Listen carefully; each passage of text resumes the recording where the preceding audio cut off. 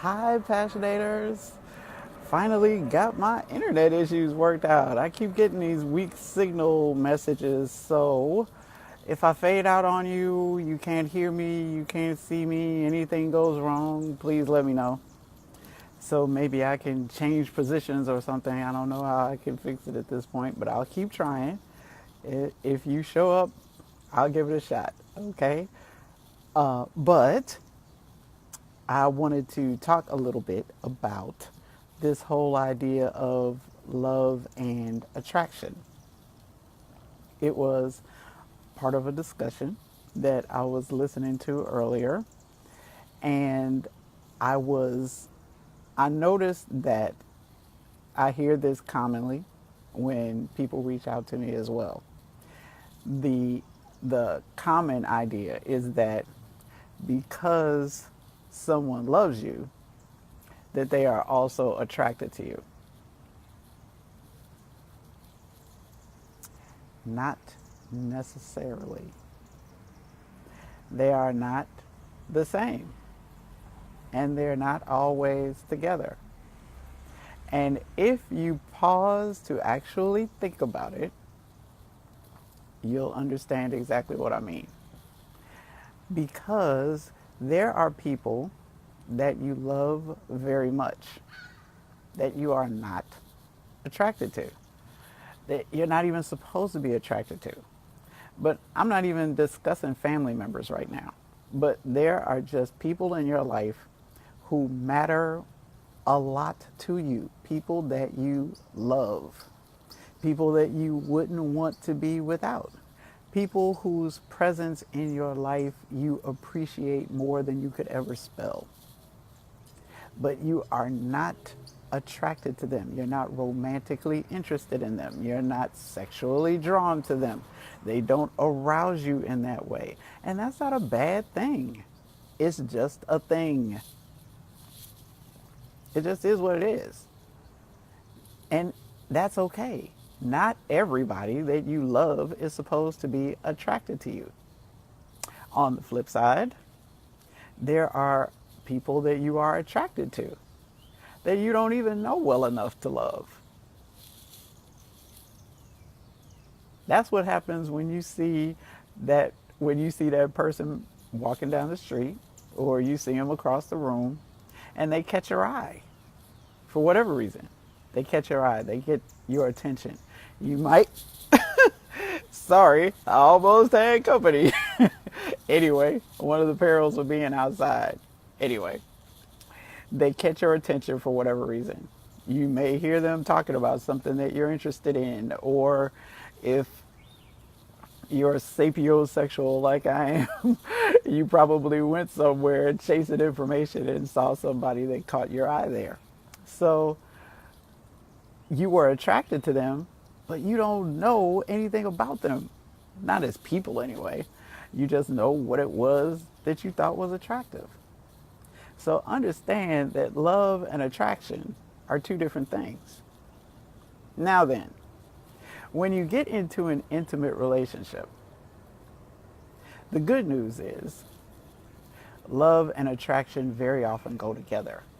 That's how you get together. First, you're attracted, then you get to know each other, and then you grow to love each other. And you're still attracted. And that's a good thing. Here's where a lot of people get tripped up. They make a long-term commitment, whether or not it's marriage.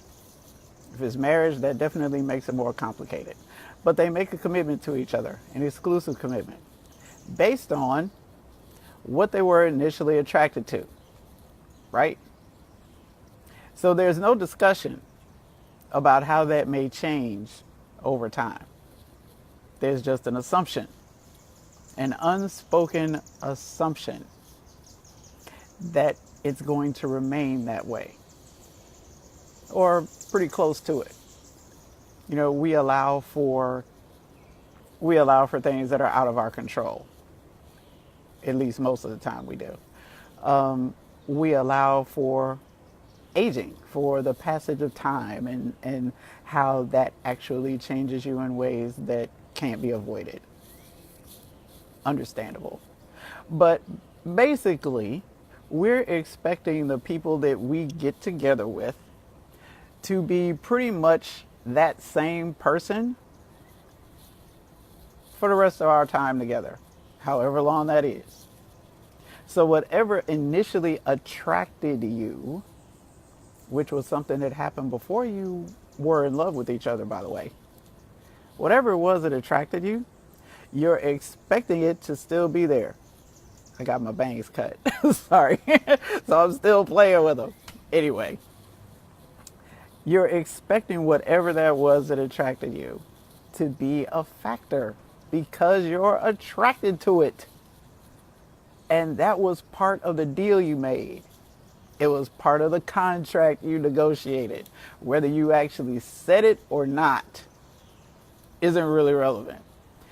It becomes part of the glue that holds you together, whether you actually talk about it or not.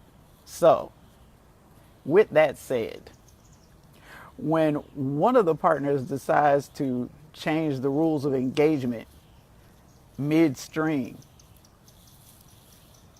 especially as far as the attraction factor goes, when you change something about you, something critical that your partner was attracted to, that's no longer there anymore, but they still love you, you expect them to still be attracted to you. And that is unreasonable. First, because love and attraction are two different things. Let's understand that clearly. They're two different things. So if you expect someone to be attracted to you because they love you, you expect too much. They're attracted to what they're attracted to, whatever that was. And if that ever changes in some radical way, they won't be attracted anymore. Now, is that something that you can fix? Is that something you should fix? Depends on what it is. Is it something that's put your health at risk? Is it something that's put your lifestyle at risk? Is it something that's put your freedom or your family at risk? Is it something like that? You know, I get this question a lot with people who are struggling with health problems related to weight. That's avoidable. If your weight is jeopardizing your health in a way that puts a burden on you and on the relationship that wasn't there when you got together, then for you to expect your partner to be attracted to that is unreasonable.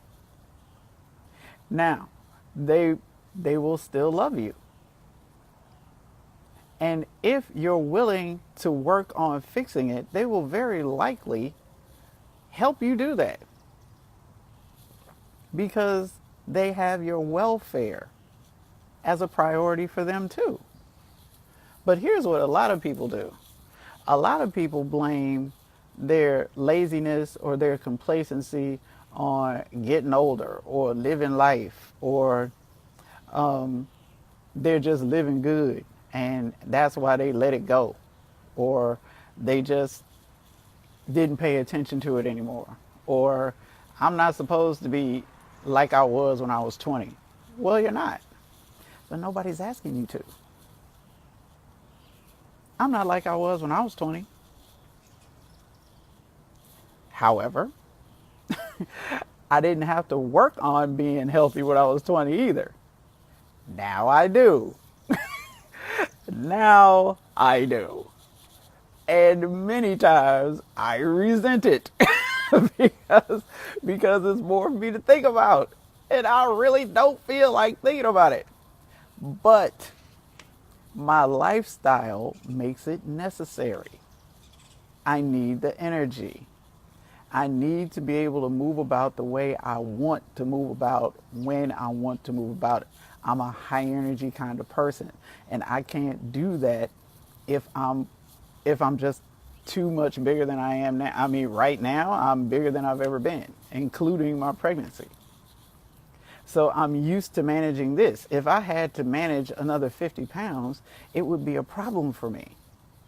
Not just a problem for me personally, but it would show up in my relationship. It would show up in how I am with my partner. It would show up my frustration, my anger, my fear, my my attitude about even allowing him to love me would be different than it was when we first got together. And I wasn't thinking about any of that. So to expect him to still be attracted is expecting too much, particularly if I'm not trying to do anything to make myself feel better about the skin I'm in. I can't expect anybody else to be any more comfortable about the skin I'm in than I am. Now then, on the flip side, I was working with a couple before who had a very similar issue. She was very uncomfortable with her body. She had had 3 children.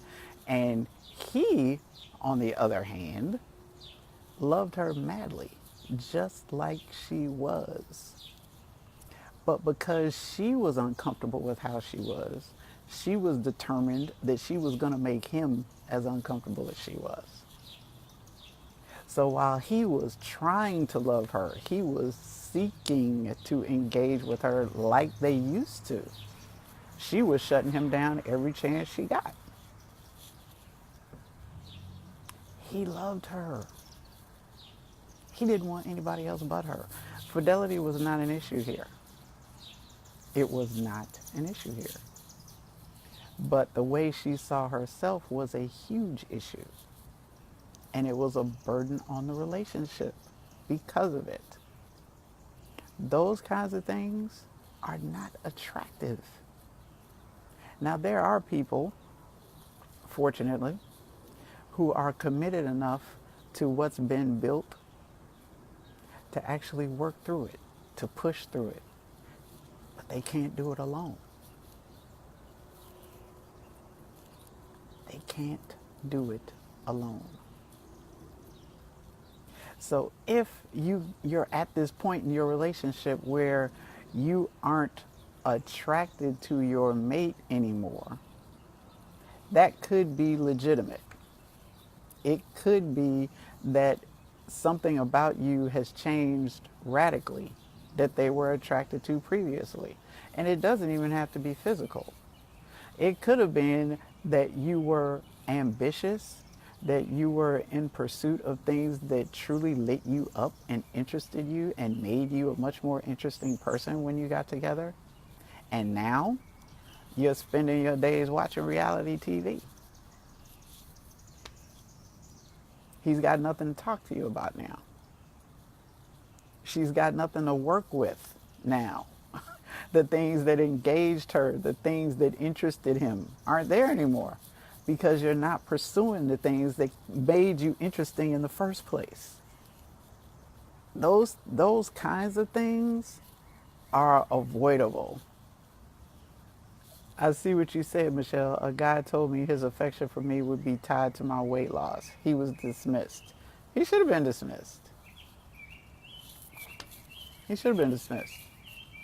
It's like nobody gets the right to wander into your life and change who you are because they don't like it. They don't get to do that.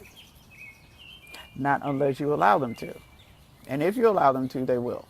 They absolutely will. If you allow people to define you for you, people will define you for you. And it will never be in your best interest. It'll always be according to their best interest or what they think you should be. That's why all of those things have to be decided before you even get into a relationship with anyone. You have to decide that for you. That's the only way you can really be free. It's the only way you can engage people openly and honestly, and however they respond to you is okay. Whether they want to engage you further or whether they don't. Either way, you're fine. You have to be fine either way. And that's something that a lot of people miss. You have to be fine either way. You can't be looking for the validation for the the value of who you are from anybody else. Anybody else. Whether it's a romantic relationship or not. Your parents, no different. They don't get to define you either. They don't. Because they don't get to live your life for you. Only you can do that. That's why you have to be the final arbiter of who you are and how you are. You have to do that. That's why nobody gets to rewrite you. But by the same token, when you rewrite yourself, it has to be done in a way that actually serves you and not disserves you. And also that isn't tied to anybody else. It just isn't. It can't be. And still be authentic. In order to be authentic, it has to be of you, by you, for you. And everybody else gets a choice to deal with it or not deal with it as they see fit for them, even if you're married to it. Another example from a different couple. He developed type 2 diabetes. He was a former athlete, developed type 2 diabetes 20 something years into the relationship, primarily due to diet and lifestyle, according to his doctor. And he could, excuse me, he could eliminate that problem if he was more careful about his diet and exercise. And he didn't want to do that. So he developed complication and he started losing sight in one of his eyes. And then he started having problems with ulcers that wouldn't heal in one of his legs. And he expected his wife to take care of him. And she resented it highly. Now then, a lot of people would say that she was being unreasonable. That's what she signed up for better or worse, richer or poorer, sickness and in health, yada yada, right? And I suppose technically an argument can be made for that. However, it begs the question, at least it does for me. How loving is it? How loving is it to be in a position where you could relieve your mate that you claim to love more than anyone else in the world, that you could relieve them of the burden for caring for you simply by caring for yourself, and you choose not to? How loving is that? How loving is it that you choose to keep indulging yourself in diet and exercise and lifestyle choices that are tearing your health apart and putting an undue, unfair, unjust burden, not just on your own life, but on your relationship and on your mate and on your children and everyone else who loves you? You could choose to change that. You know, some things can't be avoided. Accidents can't be avoided. They can't be undone once they're done. Very few things can be.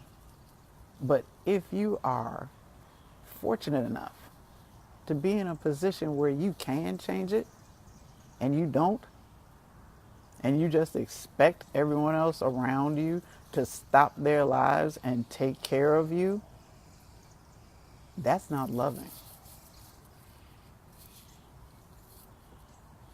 That's manipulation. That's selfishness. That's borderline narcissistic. That's what it is. Nobody owes you that. Now, if you want to tank your health in your life You have that option. It's your body to do with as you please. But to then turn around and expect other people to upend their lives to take care of you while you do it, now you've gone too far. Now you want too much. Now you cross the line. And that line isn't loving. It's not loving. Now, whether or not your mate will actually stay and do it, don't know. It'll be different for everybody who's in that situation. And it may be different from day to day. One day they may be willing to do it, another day they may not. They might do it for some weeks or some months or some years and then wake up one day and go, I'm not doing this anymore. I didn't do this in the first place. Why should my life be upended because they did it? If you find yourself in that position, understand that it's still within your control to change it. If it's in your control to change it for the better, and you choose not to change it for the better, you aren't loving anybody. You aren't even loving yourself. So how could it possibly be loving for your partner? How could it possibly be loving for your children? How could it possibly be loving for the people who love and care about you if it's not even loving for you? Some of you have disposition changes. You started out as very nice, caring people, and you turned into these brick walls that have no compassion, or these angry, bitter, upset, abrasive, mean-spirited individuals that make you nearly impossible to live with. And you know it. And you expect people to accommodate it because they have the same keys as you do. They don't owe you that. Now, whether they give you that, again, that's individual. And even though it's individual, that will still change from day to day. And just because they have for a year or 10 years or 20 years does not mean that you'll get it again tomorrow. When you make these radical changes in who you are or how you are, and you still expect that because people love you, that they will maintain their attraction to you, that is unreasonable. It doesn't happen. And it doesn't mean that they don't love you anymore. But it does mean they're not attracted to you. And if you want them to be attracted to you, then it has to be addressed. Honestly. Openly. And directly. Because pretending like it's not there is like throwing open the door for an affair or 12. It's not an excuse for an affair, but it definitely makes it easier to have one. Because now the partners feel justified. They feel like they've been cheated, so they don't mind cheating themselves. And in many ways, they have been cheated. Again, that still doesn't excuse them cheating. But many will use it as an excuse to do exactly that. It doesn't make sense to make it easy when there's already so much working against you staying together to start with. But that's another video. So, the bottom line is, love and attraction are two different things. And they both have to be worked on individually. In a relationship, you have the good fortune, hopefully, to have them both. At least that's the one place you expect it, and you can reasonably expect it. because the attraction brings you together, the love keeps you together, and if you're diligent and attentive, you can keep them both going indefinitely. But you do have to be diligent and attentive. So don't pretend like you don't. That is, if you still want to be happy in your relationship and you want your partner to be happy in your relationship. That's it for now. I appreciate you stopping by. Sorry if I kept you too long, but if you'd like to share, please feel free to share. And I'll be checking your comments so I can respond and let me know what you think. I'll be back with an update soon. It's starting to get exciting. And I'm looking forward to getting much more personal with a few of you. Just you and me and a few walls. And no Facebook. It's going to be very different from what happens here. So I'll keep you posted. Meanwhile, enjoy the rest of your weekend. Have a great night. And figure out a way to love somebody. Just a little bit. Hugging works real well. Works real well. It's like, get one, give one. That's the nice thing about them. You can't do one without the other. Have a great night, everybody. Rest well, passionators. For tomorrow, we rise to love one more time. I love you totally.